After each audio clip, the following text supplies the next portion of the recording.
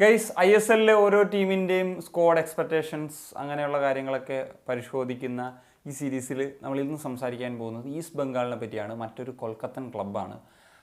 Last സീസണിൽ 12 ക്ലബ്ബുകളുടെ ലീഗിൽ 9ാം സ്ഥാനത്താണ് ഫിനിഷ് ചെയ്തത്. എങ്കിലും അവരുടെ പരിശീലകനായിട്ടുള്ള കോൾ സ്കോഡ്രാറ്റിനെ നിലനിർത്തുന്ന ഒരു സാഹചര്യമുണ്ടായി. മറ്റൊന്നും കൊണ്ടല്ല, സൂപ്പർ കപ്പിൽ അവർക്ക് വിൻ ചെയ്യാനായിട്ട് സാധിച്ചിരുന്നു. അതുവഴി AFC കോമ്പറ്റീഷൻസ് കളിക്കാനുള്ളൊരു അവസരവും അദ്ദേഹത്തിന് നേടിക്കൊടുക്കാൻ ക്ലബിന് വേണ്ടി സാധിച്ചിരുന്നു എന്നുള്ളതാണ്. ACL 2ൻ്റെ പ്ലേ ഓഫ് കളിച്ചിരുന്നു, തോറ്റുപോയി. എന്താണെങ്കിലും AFC ചലഞ്ച് ലീഗിൽ ഈസ്റ്റ് ബംഗാളിന് കളിക്കാൻ സാധിക്കും എന്നുള്ളതാണ്. എന്താണെങ്കിലും അവരുടെ ട്രാൻസ്ഫർ എങ്ങനെ, ഇപ്പം ഇൻകമിങ്സ് ആണെങ്കിലും ഔട്ട് ഗോയിങ്സ് ആണെങ്കിലും ഒക്കെ നോക്കുമ്പോൾ ഔട്ട് ഗോയിങ്സ് എന്ന് പറയാൻ അങ്ങനെ പ്രധാനപ്പെട്ട വലുതായിട്ടൊന്നുമില്ല. ഇപ്പം 3 ഫോറിനേഴ്സ് പോയി. അതുപോലെ മുബഷിർ റഹ്മാൻ, മന്ദർ റാവ് ദേശായി, സാദിഖ് ഗുലുയി, കമൽജിത്ത് സിംഗ് എന്നിവരാണ് പോയിട്ടുള്ളത്.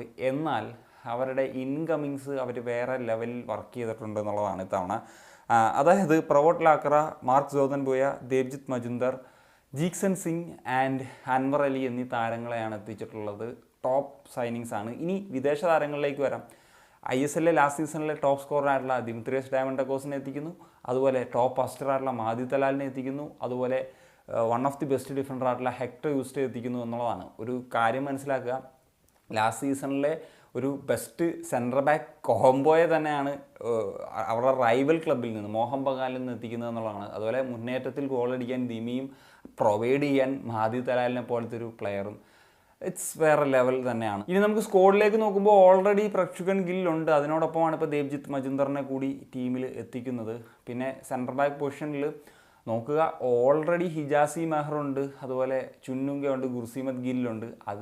അത് പോരാനിട്ടാണ് ഇപ്പോൾ അൻവർ ഹെക്ടർ യൂസ്റ്റേയും കൂടി എത്തിക്കുന്നത്. റൈറ്റ് ബാക്ക് പൊസിഷനിൽ നോക്കിക്കഴിഞ്ഞാൽ ഓപ്ഷൻസ് എന്ന് പറഞ്ഞാൽ മുഹമ്മദ് റാക്കിബ്, നിഷു കുമാർ ആൻഡ് എഡ്വിൻ വാൻസ്പോൾ എന്നിവരാണ്. ലെഫ്റ്റ് ബാക്കിലേക്ക് നോക്കുമ്പോൾ മാർക്ക് ജോതൻബോയ, ലാക്ര, പിന്നെ നിഷു കുമാർ ബോത്ത് വിങ് ബാക്കിൽ കളിക്കുന്ന ഒരു പ്ലെയറാണ് എന്നുള്ളതാണ്.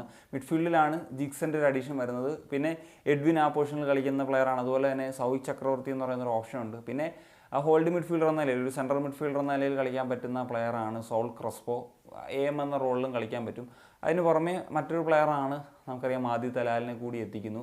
ഇനി വിങ്ങേഴ്സിൻ്റെ കാര്യം എടുക്കുമ്പോഴത്തേക്കും ഈ നാഷണൽ ടീമിൽ തന്നെ കളിക്കുന്ന 2 പ്ലേയേഴ്സ്, നന്ദകുമാർ ഷെയർ ആൻഡ് മഹേഷ് സിംഗ് നോറം എന്നിവരുണ്ട്. അതിന് പുറമെ PV വിഷ്ണു എന്ന് പറഞ്ഞ വളരെ ടാലൻറ്റഡ് ആയിട്ടുള്ള പ്ലെയറുണ്ട്. ഒപ്പം റിസർവിലെ ചില താരങ്ങൾ, അതായത് CK അമനുണ്ട്, സായൻ ബാനർജി ഉണ്ട്. ഒപ്പം അജാദ് എന്ന് പറഞ്ഞിട്ടുള്ളൊരു പുതിയ പ്ലെയറും ഇൻക്ലൂഡ് ചെയ്യാനുള്ള സാധ്യതകളുണ്ട്. കാരണം ഇപ്പോൾ റിസർവിൽ മിന്നുന്ന പ്രകടനം കാഴ്ചവെക്കുന്ന ഒരു താരമാണ് അജാദ്. ഒരു വിങ്ങറാണ്, മലയാളി കൂടിയായിട്ടുള്ള താരമാണ്. ഇനി സെൻട്രൽ ഫോർവേഡിലോട്ട് നോക്കുന്ന സമയത്താണെങ്കിലോ ഇപ്പം ക്ലൈറ്റൻ സിൽവയുണ്ട്. അതിന് പുറമെയാണ് ഡയമണ്ടക്കോസിനെ എത്തിക്കുന്നത്. പിന്നെ ഡേവിഡിനെ, മുഹമ്മദിനെ ലാസ്റ്റ് സീസൺ നന്നായിട്ട് പെർഫോം ചെയ്ത സ്ട്രൈക്കറാണ്, അദ്ദേഹത്തെ കൂടി ടീമിൽ എത്തിക്കുന്നുണ്ട്. പിന്നെ VP സുഹേർ ഉണ്ട്, ജസിൻ DK ഉണ്ട്. അങ്ങനെ മൊത്തത്തിലൊരു നല്ല സ്ക്വാഡ് ഡെപ്ത്ത് അവകാശപ്പെടാനുണ്ട് എന്നുള്ളത് നമുക്ക് തീർച്ചയായിട്ടും പറയാൻ പറ്റും. അതായത് മോഹൻ ബഗാനോട് എത്തി നിൽക്കുന്ന തരത്തിൽ തന്നെയാണ് ഒരു സ്ക്വാഡാണ് അവർ ഇത്തവണ ബിൽഡ് ചെയ്തിരിക്കുന്നത്. അത് തന്നെയാണ് അവർ ട്രൈ ചെയ്തിരിക്കുന്നത്. സോ ഇനി സ്ട്രെങ്ത് ആൻഡ് വീക്ക്നെസ്സിലേക്ക് നോക്കുമ്പോൾ ആദ്യം നമുക്ക് സ്ട്രെങ്ത് പരിശോധിക്കുമ്പോൾ അത് തന്നെയാണ്, അവരുടെ സ്ക്വാഡ് ഡെപ്ത്ത് തന്നെയാണ് ഒരു പ്രധാനപ്പെട്ട സ്ട്രെങ്ത് എന്ന് പറയുന്നത്. പിന്നെ ആ ഒരു അറ്റാക്കിംഗ് ഓപ്ഷൻസ് അത് അടിപൊളിയാണ്. സ്കോർ ചെയ്യാൻ പറ്റുന്നതൊക്കെ ഒരുപാട് പ്ലെയേഴ്സിൻ്റെ ഒരു സാന്നിധ്യം തീർച്ചയായിട്ടും അവരുടെ ഒരു സ്ട്രെങ്ത് തന്നെയാണ്. ഇനി വീക്ക്നെസ് ഓർ കൺസേൺ എന്ന് പറയുന്ന സാഹചര്യത്തിൽ കോച്ച് എന്ന് പറയുന്ന കോൾ സ്കോഡ്രാക്ട്, അദ്ദേഹം ടാക്റ്റിക്കലി എത്ര ബ്രില്യൻ്റാണ്, മറ്റ് കോച്ചസുമായിട്ടൊക്കെ പിടിച്ച് നിൽക്കും എന്നുള്ളത് സംടൈംസ് ഒരു ചോദ്യചിഹ്നം ആകാറുണ്ട്. അത്ര ബ്യൂട്ടിഫുൾ ആയിട്ടുള്ള ഫുട്ബോൾ, അങ്ങനെ റിസൾട്ട് വൈസ് ആണെങ്കിലും ഒക്കെ പ്രശ്നങ്ങളൊക്കെ ഉണ്ടാകാറുണ്ട്. സോ അതിനെ എങ്ങനെ അദ്ദേഹം മാനേജ് ചെയ്യുന്നു എന്നുള്ളൊരു കൺസേൺ തന്നെയാണ്. പിന്നെ റൈറ്റ് വിങ് ബാക്കിൽ കളിക്കുന്ന പ്ലേയേഴ്സ് നിലവിൽ അങ്ങ് ഒരു ഗ്രേറ്റ് ഫോമിൽ കളിക്കുന്ന പ്ലേയേഴ്സ് അല്ല എന്ന് പറയുന്നതും നമുക്കൊരു കാര്യമായിട്ട് പറയാവുന്നതാണ്. ഇനി ഈ ഒരു ടീമിൻ്റെ ഒരു പൊട്ടൻഷ്യൽ 11 പരിശോധിക്കുമ്പോൾ അൻവർ അലി ഒരു ബാനൊക്കെ നേരിടുന്നുണ്ടെങ്കിലും നമുക്ക് പൊട്ടൻഷ്യൽ 11 പറയുമ്പോൾ ആ പ്ലെയറുടെ പേരും പറയാമല്ലോ. എന്താണെങ്കിലും ഗോൾ കീപ്പർ എന്ന നിലയിൽ പ്രക്ഷുകൻ ഗില്ല്, സെൻട്രൽ ബാക്കിൽ Anwar Ali and Hector Yuste, right ബാക്കിലേക്ക് വരുമ്പോൾ നിഷു കുമാർ, ലെഫ്റ്റ് ബാക്കിലേക്ക് വരുമ്പോൾ മാർക്ക് ആൻഡ് ഡിഫൻസീവ് മിഡ്ഫീൽഡർ എന്ന നിലയിൽ ജീക്സൺ, മറ്റൊരു ഹോൾഡ് മിഡ്ഫീൽഡർ എന്ന നിലയിൽ സോൾ ക്രസ്പോ, അറ്റാക്കിംഗ് മിഡ്ഫീൽഡറായിട്ട് മാദി തലാൽ, റൈറ്റിൽ നന്ദ, ലെഫ്റ്റിൽ മഹേഷ് ആൻഡ് സെൻട്രൽ ഫോർവേഡ് എന്ന നിലയിൽ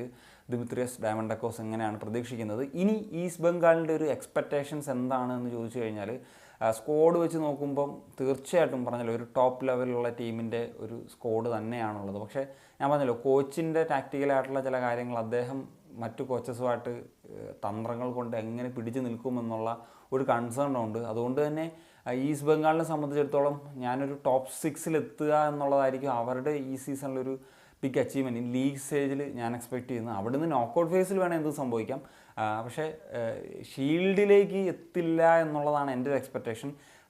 സോ എന്താണ് നിങ്ങളുടെ എക്സ്പെക്റ്റേഷൻസ് അബൌട്ട് ഈസ്റ്റ് ബംഗാൾ എന്നുള്ളത് തീർച്ചയായിട്ടും ഒന്ന് കമ്പോസ് ചെയ്യുക. മറ്റേ കാണിക്കും. ഞാൻ സനിയ.